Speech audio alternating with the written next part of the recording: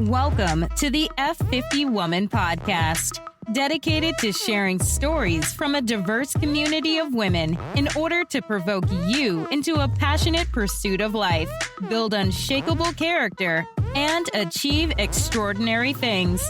Now, here is your host, Julia Jack. Having become a teenage mom, she had a brief brush with youth. And instead of letting it break her, it fueled her to become the best version of herself. Even with a full plate of challenges, she's the most thankful woman I know. I dare you to count how many times she says she's thankful and put it in the comments. Then be inspired to see thankfulness in your hardship too. Gwaina is not 50 yet, but boy, what an elder woman she is going to be. Stay tuned in as I chat with another up-and-coming F50 woman.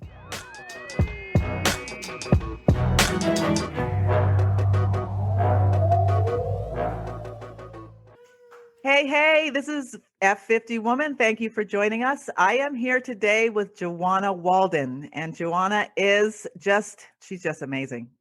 I've known her for maybe a year or two, I'd say. Year and a half. Listen, I was sitting down with her one day and I heard her story. I heard a portion of her story and I just had to share it with y'all because it's a story of overcoming that it's just amazing. I won't use that word too much anymore, but it is amazing. Thank you, Gwaina, for joining us. Thank you for having me. I'm super excited to be here. Yeah. Here. I wish I was there, but here. But here virtually, yes. Soon to be in person. Eventually. Yeah. Hopefully. So I have to let you know, if you see this video, you're going to say, she is one beautiful 50-something-year-old woman. Okay? And she is a beautiful woman, but she's not 50 yet. She can't claim that. Not yet, but she's facing not yet. the front side. And so she's what I call now an up-and-coming F50 woman. And she's here to tell us her story. And we can't wait to hear it. So please tell us about who you were as a younger woman, what you were like, what you wanted to be. Just tell us about you. Okay.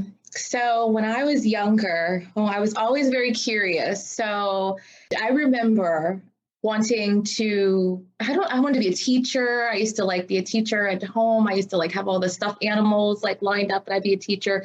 And I had this fake computer. It actually wasn't even a computer. It was one of those little, those games that you have and you press it, it has mathematic facts on it, but when you press it, it'll tell you what the answer is. Yes. So I set that thing up with a little fake TV and I thought that was a computer and I'd be talking to a bunch of stuffed animals. So I probably was destined to work in an office, but I remember being so obsessed with Perry Mason.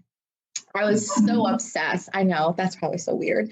But we didn't have cable, so it would come on Sundays. And now, mind you, Sundays, especially in the summertime, that's when all the fun stuff happens. All your friends are outside playing, doing stuff. But I'd be oh no, I have to watch Perry Mason because every single week there were these episodes that were just fabulous, and he always solved it in court.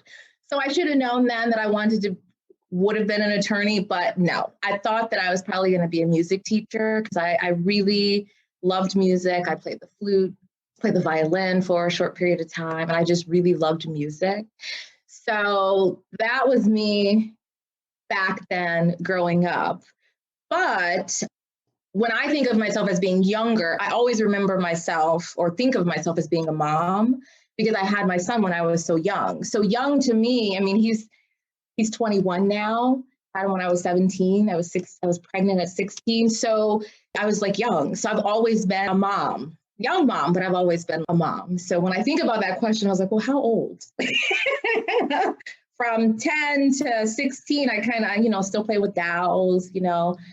My stepfather taught me how to play tennis. So there was you just have so many things that you think you can be. I probably never expected I would be an attorney. But now when I look back, I was obsessed with Perry Mason. Yeah. So that really had something to do with it. Okay. So as a young person sitting around with your mock computer, tell us about what it was like. What were you dreaming of? Were you a shy child? Were you an outgoing child? Would you say that you made a lot of friends or you were introverted? I don't, so oh goodness, I don't know. That's a very good question. I don't think I was shy, but I also know I was a bookworm. I was a nerd and there's nothing wrong with that. But I No. remember my mom, she always tells me this story, like all her kids, she would put like bells on the shoes, like so that you knew where your child was. You put the little bells and you can hear them like around the house. The bell never went off with me. I would always be someplace in the corner with like this book, even though the book's like upside down. I would be like someplace reading or trying to read or trying to just, I kind of just did my own thing. So I don't know. I should ask my mom if I was shy. I don't think I was shy. It was like you had your own kind of purpose. But I don't know if I was like a loner though too. I don't know. So, we lived in a tough neighborhood, but I didn't go to like neighborhood school. So I was like bused to like a magnet school, was a gifted and talented school. So I kind of was already like on the outside anyway. I feel like I kind of did my own thing just because I didn't have that connection to like the neighborhood, but I was still there. But then I really wasn't. Like my siblings went to like a neighborhood school or they'd be around, but I'd be in the house reading or playing the flute. I was different. I was a different child. Well, that sort of outlined the way you engage with your community of the kids around you that are your age. So that makes sense. Totally. Yeah. I remember oh my God, because the school was like, I feel like it was so far away. And I always had to be at the bus stop. I think school was like from 8 to 2, but I'd have to be at the bus stop at like 7 something. And I wouldn't get home until 3. So like, it's just like, but everybody would already be home because they'd walk home from school, but then I'm like getting on the bus. So it was kind of, I had a little bit of a different experience. So I'm thankful because it's a wonderful, wonderful school, but it was a different experience because I wasn't like in the neighborhood. So. Right. So tell us a little bit about going to that school. Was it a diverse school? Was that an issue for you? Did you get a lot of encouragement? Because obviously you were pretty gifted and everybody was supporting that. So did you feel supported?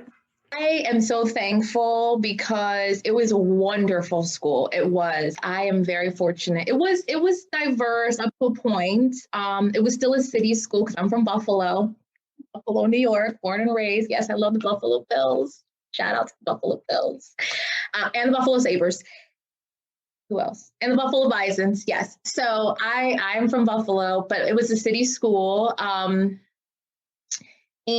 a lot of us were bused. It was a gifted and talented school. You had to take a test to get into the school. And based on the test, you would go to school. So I feel like a lot of us were bused from across the city. But it was a wonderful school. There were wonderful teachers, wonderful music program. And I was very fortunate that no matter where I moved throughout the city, I was still able to go to the same school because it was a magnet school. So it was consistent for me.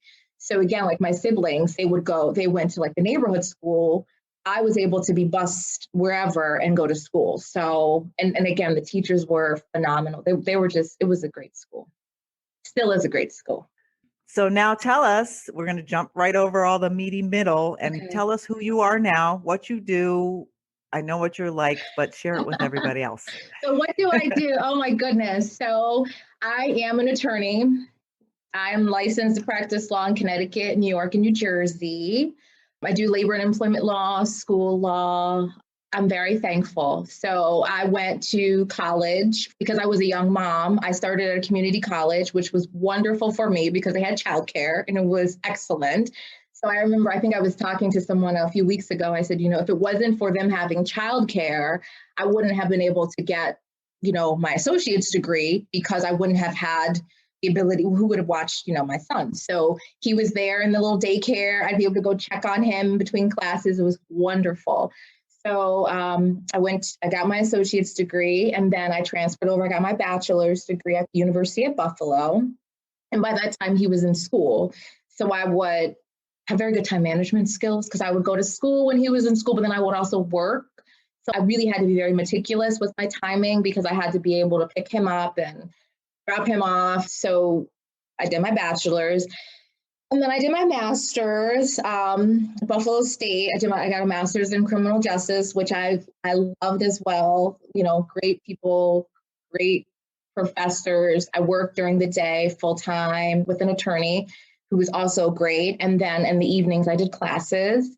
And then afterwards, I applied to law school, and then I got into law school, and then I moved to the great state of Connecticut, where I've been for 14 years. So we know where you started and we know where you are now. We know who you are now. Yes. What changed everything from when you were a young girl, young mom, to being this superpower lawyer who's just outgoing and centered? It may just be like, well, I had a child and then I went to school and now I'm a lawyer. And, that's what's the big deal. Yeah. But I had my first child when I was 26. And I tell you what, my head was spinning backwards and I was like, what am I going to do? And how do I work? And who's going to watch them? And it's a whole, it's a big basket of stuff to do by yourself. And I didn't even have to do it by myself. It is so a lot. Was there a pivot moment in there? Tell us about the bump in the road. See, that's the thing. I think about that because for me, I just saw it as, I had him so young. And again, I was so fortunate when I went to school, a lot of my friends, their parents were doctors and lawyers and, and I was like, I would go to their houses and they have like these beautiful houses. And my one friend, her mom was a judge and her father was an attorney. I'd be like, oh, this is like wonderful. There was never any time that I had never thought that I couldn't do anything that I like wanted to do. I was a music major at first. I thought I was going to be a music teacher and I was like, okay, I'm going to do that. But then again, see, it's always the shows. It's Law and Order. Law and Order sucked me in. And I remember being home with him. I was at community college, home with my son. And I was like, oh, I can do that. And I remember calling another good friend and she was like, yeah, you should switch your major to this. And I was like, okay. So I looked at the classes and it just kind of happened. Because and then I would watch all those Law and Order episodes and I'm like, granted, it's not like on TV being an attorney, but they made it seem like it really was. They got me. So it was like this moment I was like, I'm gonna be an attorney. This is what I'm gonna do. And all the classes that I had to take to get there when I was in college and doing my associates, even my master's, I was like, okay, this is what I want to do. This is what I'm passionate about. And that's just, I don't know if that was the pivot point, but I just knew that there was nothing in me that said that I couldn't do it. I knew it was going to be difficult, but, I felt that if that's what I wanted to do, that's what I was going to do. So where does that come from? Where that has to come from somewhere, that I'm just going to do it. I know you saw it in your life, so you knew it was possible. So that's oftentimes, when we're talking about mentoring young people, if they don't see it, they don't have access to it, they don't even know it exists, they don't think they can do it because they've never seen it being done. But there's got to be something else. A lot of people see it, but then, if they have a child or if somebody dies, they just fall into a hole and it's just not so easy to get out of. So tell us where that came from. I guess I think about having him, I think also motivated me to want to do more and to do that, to give him kind of the life that I would have wanted to have. I have seen some things. It was not like a crystal, what does that say in the crystal stair? But like I've had to see some things and experience some things along the way. Mm-hmm. I'm thankful for my mother. She always said, she was very big on like making sure that first for her, it was like just finish high school, right? Like that was what she wanted. And my teachers were great. They were always encouraging. I knew that I needed to do better, but I knew that I had another life that I was responsible for. So I don't know. I have to think about that. That's a hard question because nothing just happened. And I was just like, oh, I think for me, I was like, okay, well, this is what I'm going to do. I wrote out a plan. I'm going to go to law school. I'm going to do this, this, this, and this. And I think there are people along the way that are like, teenage mom, you know what the statistics are. I really don't think some people thought very much of me when I was young and was pregnant. So maybe part of it was just like proving them wrong too.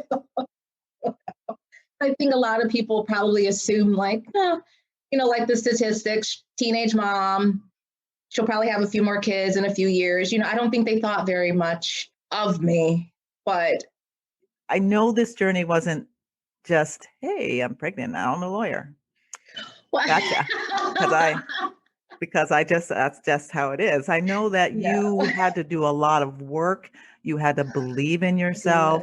You had to continue, even like you said, people might not think too much of you. Imagine a 16-year-old, 17-year-old young I woman know. pregnant. People are like, well, there goes another Yeah. one. Whatever. You're going to have a hard Yes. life, you know? Yes. And how did you beat that wave coming at you? So I think for me, I mean, I moved out probably, I think I was 15. I was darn near 15, 16 years old when I moved out. Mhm.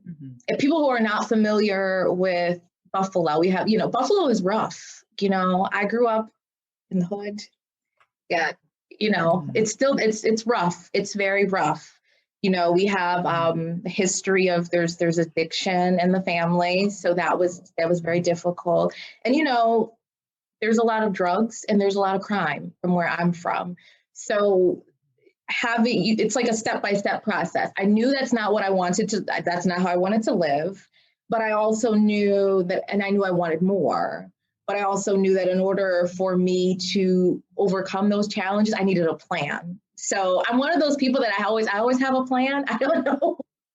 Even when I was like 15, 16, 17, I had a plan. I'm like, I have to do this. I have to do this. I have to do this. And I mean, I knew I needed to do better. So, and it was, I mean, every day was a struggle.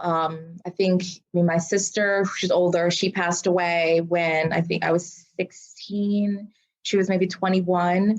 So that was very difficult when I don't know what it's like to lose a child. So my mother losing a child, that was very difficult for my mother. So that was kind of like another setback for her. But I knew that I needed to do something different. And I knew that I needed to get out of the environment that I was in. I knew it doesn't mean that I've forgotten where I come from, because I did not forget where I come from. And, I love my mom and my family.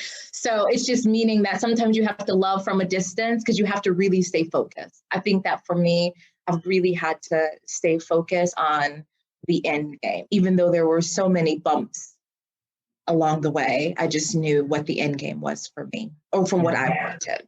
And see, those are some good clues. The idea of planning and staying focused, staying Yes. forward focused. Because if you Yes. start sitting in the moment and seeing where you are and focusing on where you are and how hard it is to get to the next point, then at some Yes. point you give up because your mind's like, then your mind starts saying, you're never going to get out. So why don't you just forget it? And, Yes. our minds, at least mine, tells me all Especially sorts when of you have things. bills to pay and you have like a child and you're like, you got to pay for this, you got to pay for that. You have to make sure you have electricity. You have like I was 17 years old doing grown up things, having to pay bills. But even before that, where I'm from, we were going to pay bills 14, 15 years old. Because we had to make sure the lights were staying on or the gas was on. There were times we didn't have electricity, times that the gas was cut off, times the water had been cut off. Cable is a luxury, okay? So you see that. And I think for me, I was like, okay, I don't want to live like that. Like, I can't. And then you bring a life into this world who you're responsible for, he's very fortunate. He didn't have to experience those things, but it is hard. When he was younger, formula and diapers, all that stuff is expensive. It's a lot. You got to pay rent and, it was definitely a struggle. Definitely a struggle. I may make it seem like it was easy, but maybe I try and forget the past, but it was very difficult. Yeah. From there to now, that was 21 years ago. I don't even know where the time has gone because I'm like, oh, I'll see my son and I'm like, oh, what have I been doing for 21 years? Like, who is this human being that's almost graduating from college? Yeah, it's been a journey. You were head down and you were getting it done. That's what it was. Yeah. Yeah. Yes. Like for me, I wish I could go back and just remind myself to be patient. So I dropped my son off at daycare. I would see all these other people at daycare. They'd have like nice cars and because they're, but they're not in my age bracket. I'm 17, 18 years old. And So it's like, first of all, you have to be patient, but then you can't compare yourself to other people. Because I'd compare myself and be like, well, I should be doing this or I should be doing that. But my circumstances were completely different. My peers, even when I was in school, all years of school, they did not have kids. They weren't worried about going home to help your kid with homework, right? They could go home and live their life. They didn't always have to cook. Some of them were still living at home, so I really had to be very mindful to, I could not compare myself to what other people were doing. And then also to just be patient, because it didn't come like that. It took some time to get to now. And that's really important to hear that truth, especially now, as it seems like the world is moving faster and you see people popping up and all of a sudden you're famous and you're awesome. And you think that they just woke up in the morning and said, I'm going to be famous and awesome today. And, and they put in the work. Yeah. They put in, sometimes you put in, what do they call, a lot of it is like the deliberate practice they talk about, the years that you put in, and then it happens. And it's like, but nobody recognizes that you put in 10, 15 years. So, it takes time. But the one thing that I have always had to work on, even my mother will say that I've had to work on my patience. I'm still working on them. I know we all have those one lifelong things that we've always been told. Yeah. Yes. Yeah. For sure. Yes. So I had a question for you.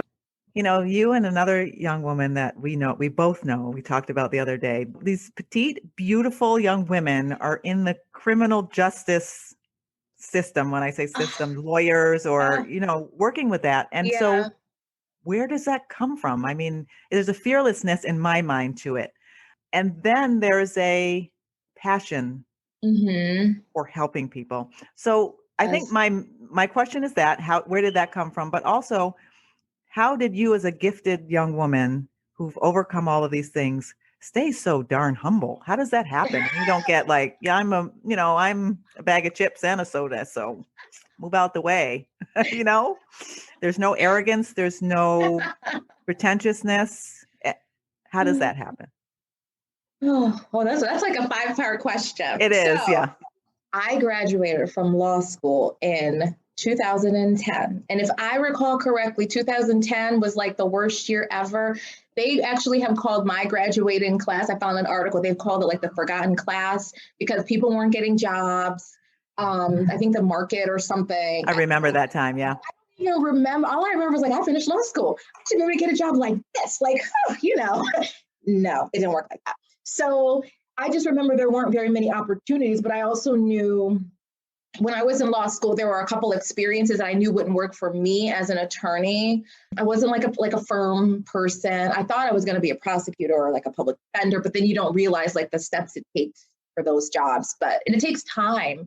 There were, at the time when I finished school, there were people that have been waiting for some of those jobs for years. So, you don't recognize that. But then I also remember I can't move around like other people could because I have a child and my child is in school and I needed to continue with that stability. So I knew, I'm like, I'm being Connecticut for a while. So, I was very, very fortunate. It was like this one day I was looking for a job. And I was like, well, let me try criminal justice because that was what my master's was in. And I found a job at Families in Crisis. And they talked about doing work in the community. It was it's a criminal justice agency. So it was like reentry programming, domestic violence work, Tomorrow's Children, which is a program they had for children whose parents were incarcerated. Oh, there was so many. There was anger management. And I was like, okay, I could do that. And when I got there and I saw all the programs, I just fell in love. It was just wonderful. So I started as a caseworker. I think I was a caseworker for 6 months. And then I became a program director. And I was there, oh my goodness, for 7 years until they closed.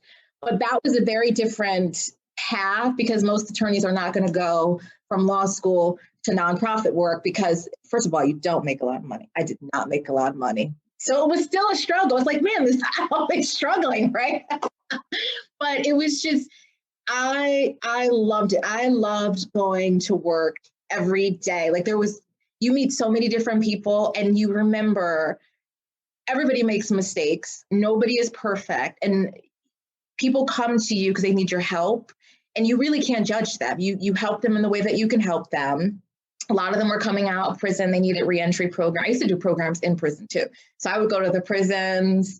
We would have like domestic violence groups where there's like 12 to 15 men in a room. And what you want, and it's yourself as a facilitator. And then you have another facilitator who's a male, and you want to model for them healthy relationships. So like we had a very strict curriculum, and you'd be in the room with like 12 to 15 men, and you'd hear some of like, ooh, I heard some stuff, but you knew you were helping them because they were always so respectful of me. They were respectful of what my role was.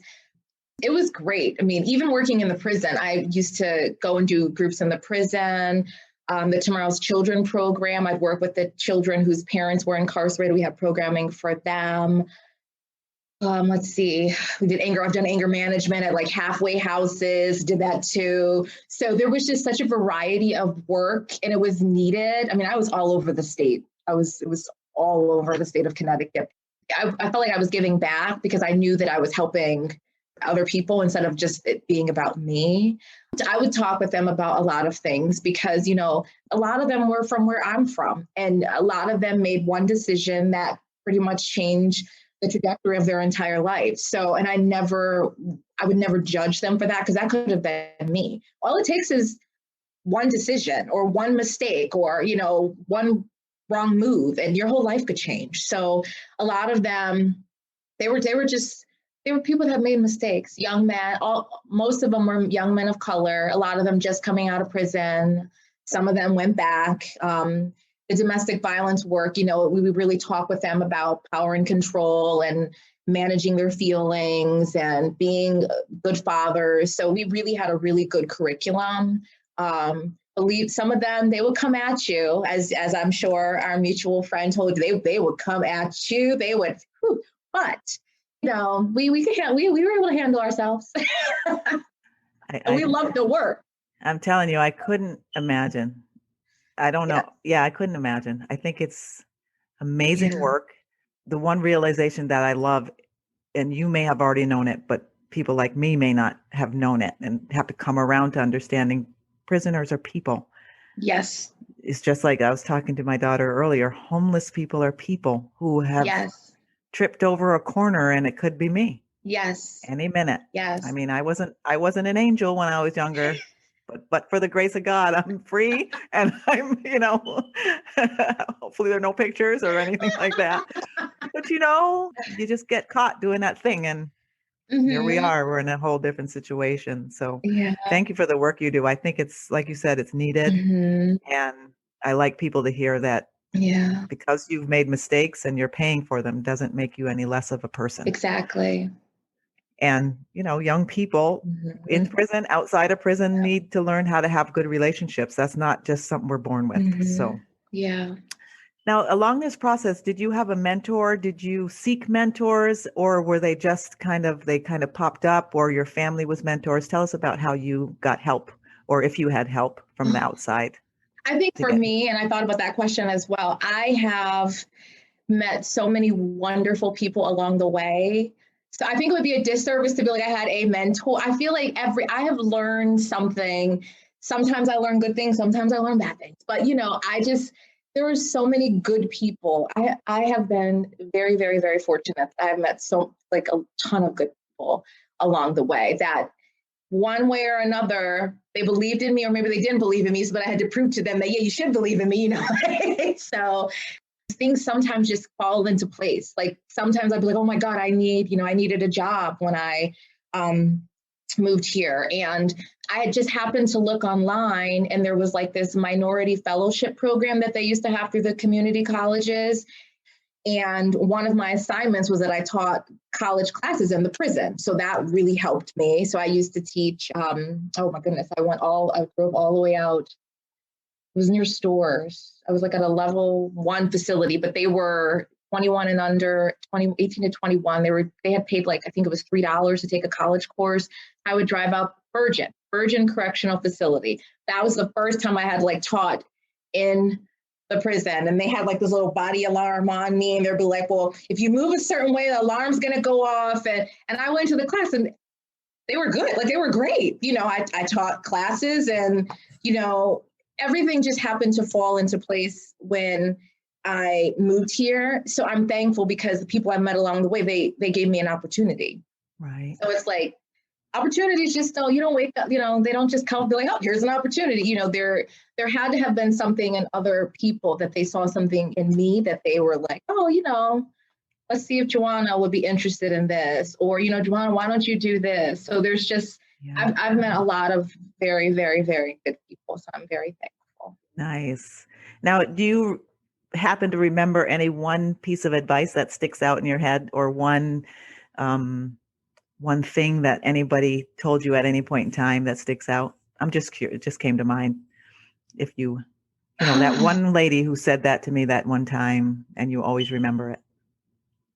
No. Okay, that's fine. That was just I just threw that in there. I wish there was, because I would call her up and be like, he or she up and be like, thank you. Yeah. Yes. I've just been so, I guess I remember when I was younger, because I went to early childhood center too. And then I went to, I don't know if it's like Head Start, but it was early childhood center. I went to Head Start too. So all the programs they have now, that's where I started. So they work. But I remember my teacher, and I was actually thinking about her. She's the one that told my mom to take me to go take the test to go to the gifted and talented school.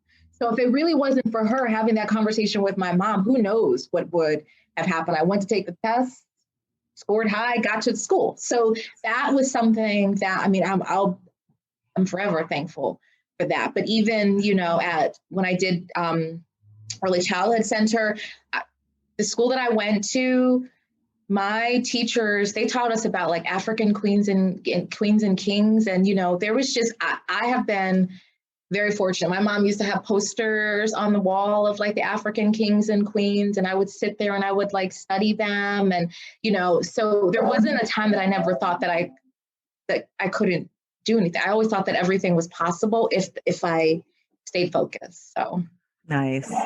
So there are two things that I want to highlight about what you said. And one was be an advocate for somebody. So as we start to grow and get older and advance in our careers, advocate for somebody else and say, hey, do you want to do that? You look like you'd be good at that.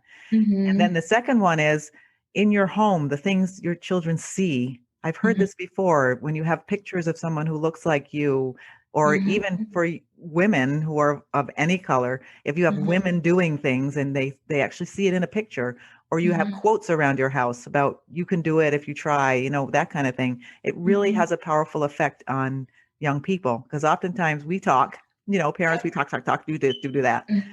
But then when what they're ingesting when you're not talking is oftentimes very powerful. So thank you for sharing that. Definitely. Great reminder. I've got to get some pictures in my house. My mom and my grandma, my grandmother used to have beautiful like African art, and that's why I always have to remember nobody's perfect. So even with the challenges I went through growing up in my household, my mom still taught me how to sew. She still taught me how to cook. She taught me how to bake. She taught me how to do my own hair. She taught me how to do all those things. So I'm very thankful to her for that. She would have, music playing. And, the thing is, I used to when I was younger, be like, Mom, why do we have to listen to Solid Gold Soul? But guess what? I love that music now. So, I think about all those things. I'm very thankful, because I know where I grew up in our neighborhood, it was rough. And it wasn't just rough for me, it was rough for everyone. So we were just all trying to make it, so just all trying to make it. If you are enjoying the F50 Woman podcast, don't forget to share your positive comments and ratings, and share us on all your favorite social media channels. F50 Woman is a movement created for women, spread by women. Thank you for your support. Now back to the show and your host, Julia Jack. If you didn't have your son at that young age, do you think your life would have been the same? If you didn't have your son, maybe you would have gone to the left or to the right in a bad way. So my thought is, do you think maybe having your son actually saved you in a sense? I think so. I think that my stepfather, he actually said that. I think that he actually told me that. I think somebody else probably told me that as well. And I do think so. My son and we have grown up together. I mean, I had him when I was 17. So, and we've been through some stuff, and he's a wonderful, sweet young man. He's not a little boy. He's 21 years old. So he's a wonderful young man. But yes, I think so. I think that, but for him, who knows? I think having him kept me focused. But if I didn't have him, and that's the thing I always have to think about. You can't think of the what ifs, because I could have not had him and I could be crazy doing something else, or I could be, just not a nice person. I could be just, I don't know.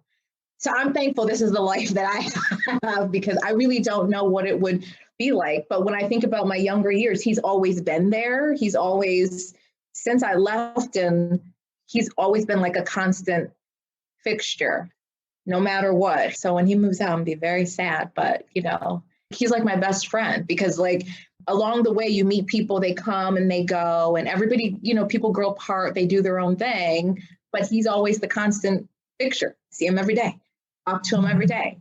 So yeah.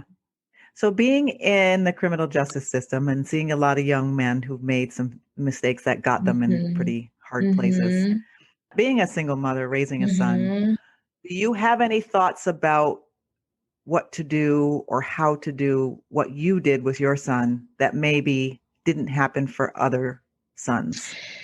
Ooh, that's a good question, because I remember thinking, because one, it's like, I'm already a teenage mom. They probably don't expect very much of me.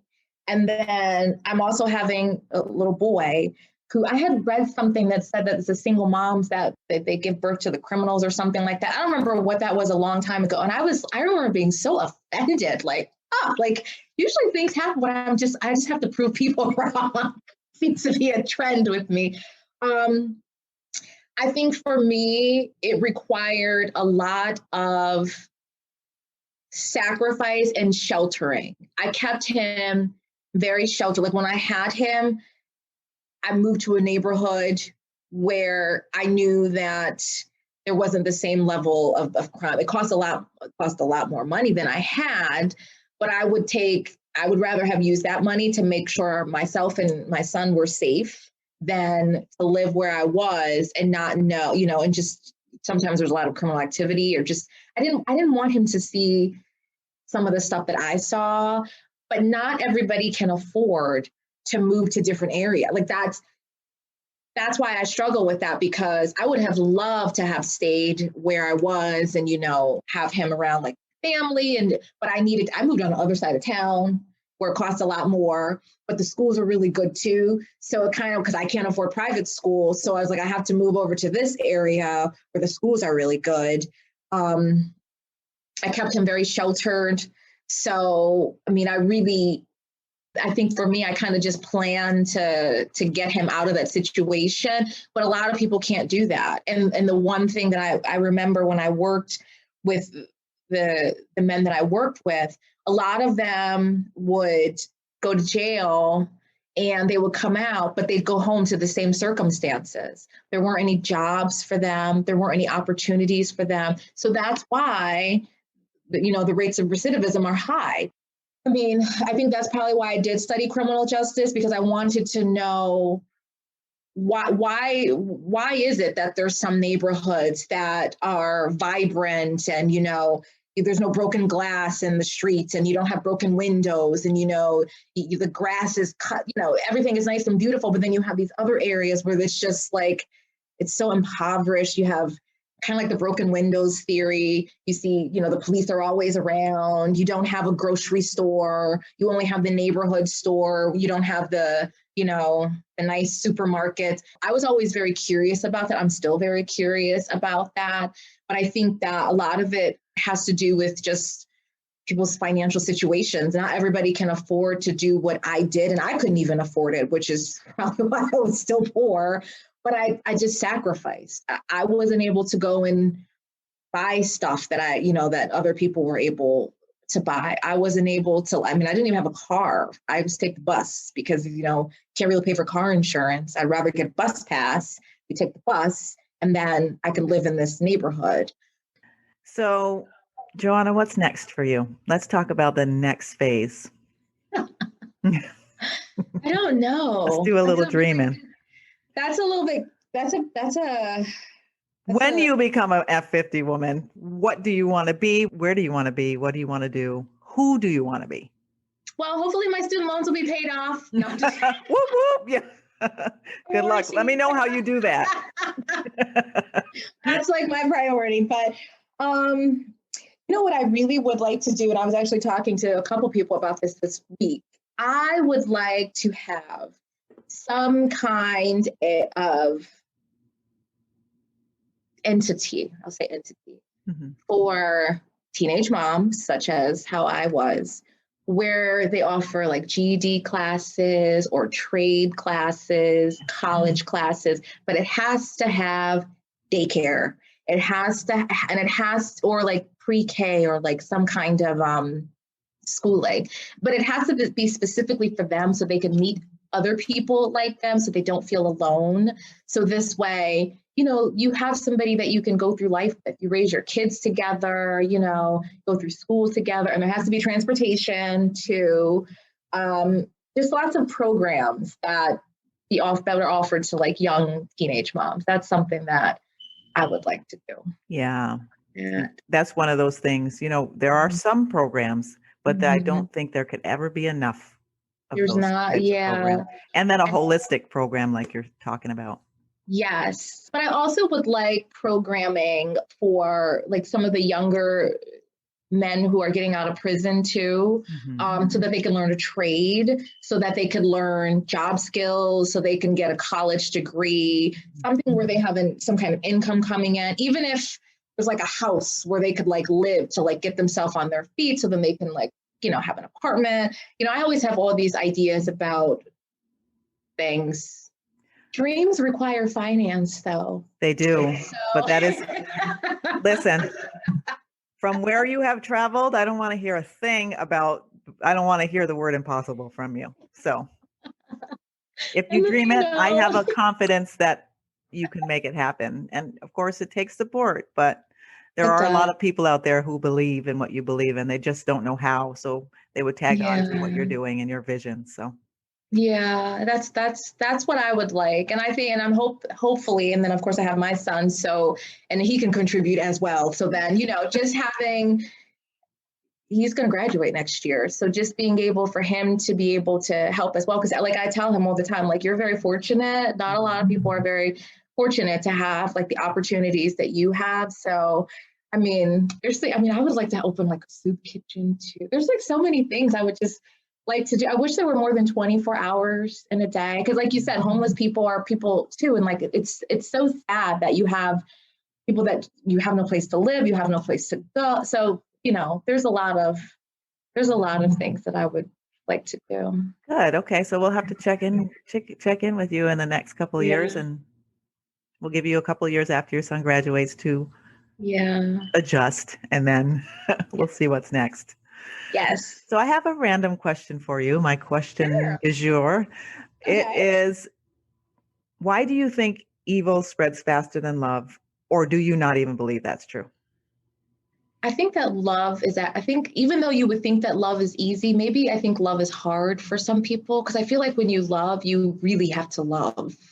So for me, I've been able to love another being for most of my entire life, regardless when he gets on my nerves, and he has gotten on my nerves, or when I've gotten on his nerves, or, or going through his growth stages, and, you have to still love.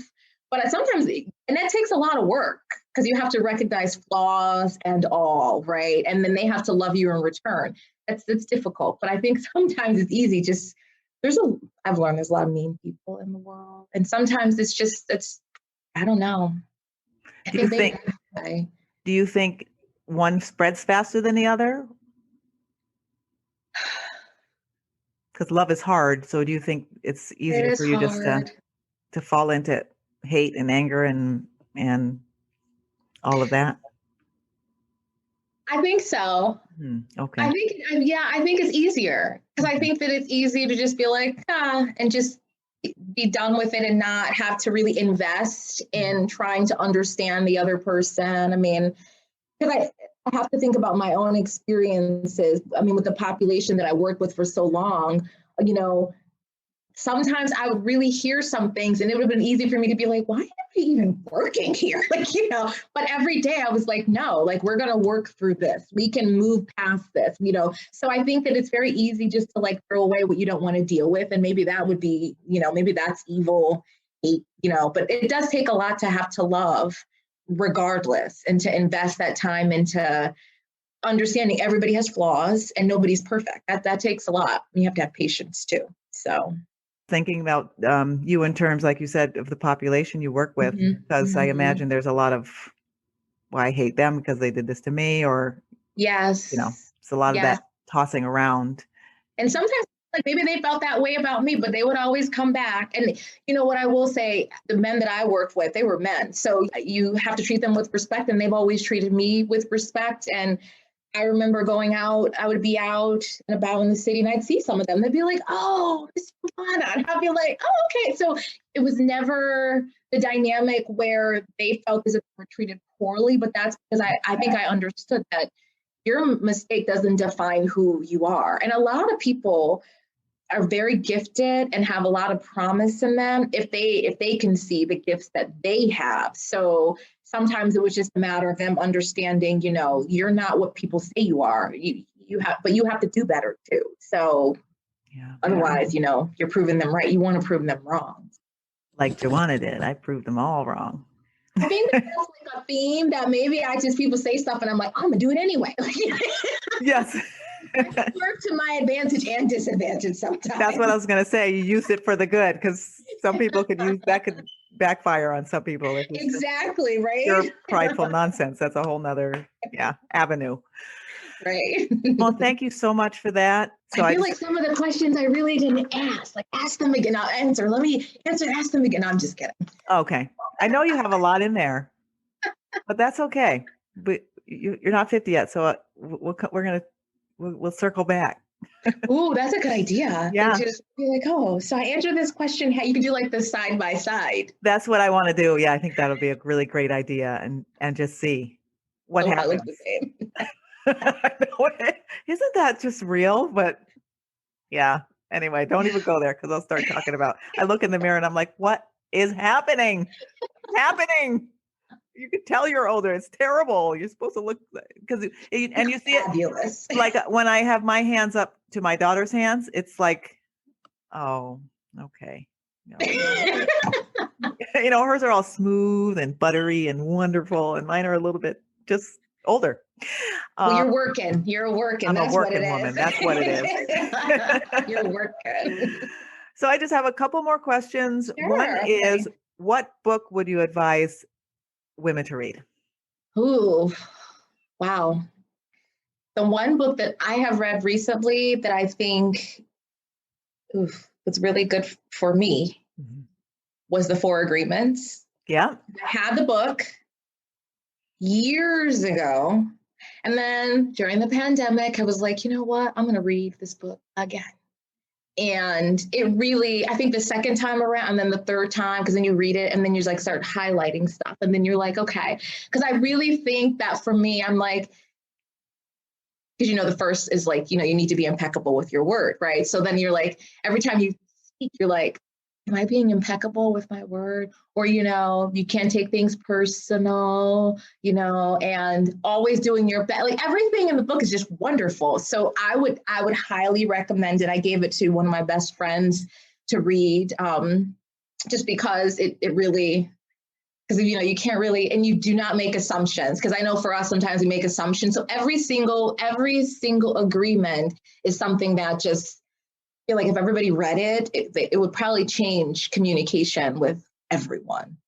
Yes. I think reading it more than once too, because I know I had that book and it was sat in the shelf until my previous boss said, you know, don't take anything personally. I didn't know why she was saying that, but then she referred to that book and I was like, let me read it again, just like you said. Yes. And then you recognize that somebody says something to you and you're like, well, why are you saying that about Yes. me? And you're taking it Yep. personally. And you're like, oh, shoot, I Yes, broke you that go agreement. Yeah. right, exactly. Or if you say something and you're like, wait, or you want to say something and you're like, wait, am I being impeccable with my word? Like, don't say that. Just don't say anything at all, actually. Or and then Yes. always doing your best. Even when you're sick, you're not feeling well, you still need to do your best, because then you're not blaming yourself for not doing your best. Sometimes I'll have a day, let me just read this book again before I step into it. So, that book, I love it. Yes. I would highly recommend that book. Highly. Yeah.